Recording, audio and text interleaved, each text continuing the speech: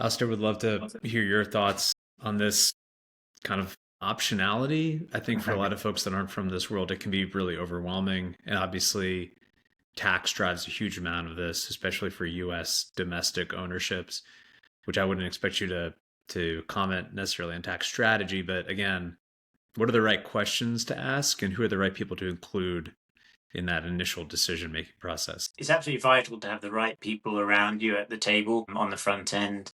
And it's looking at usage as well as employment and all these other factors. And so, for example, if the decision is we want to use a US flag yacht, well, then your hands are tied and you're required to then employ US crew.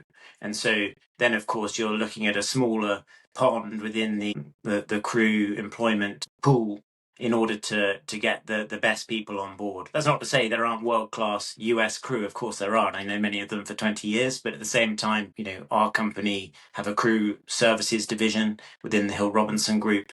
We employ over 1,000 crew around the world on different yachts. And I can't tell you how important the crewing side of things are, not just for the ownership side, but also for a fantastic charter vacation reputation. That's the bread and butter of how you're going to get a good charter revenue. And that comes back to other conversations. Are we going to charter the yacht? Do we need that offsetting of running costs? And if you do, well, you need the very best crew. So do you really want to flag your yacht US? And if you do, these are your limitations.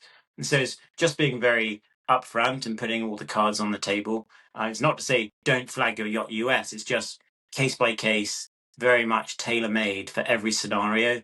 Every yacht's different, every owner is different, and so it's never a one size fits all, and that's where you bring in different advisors to advise accordingly. So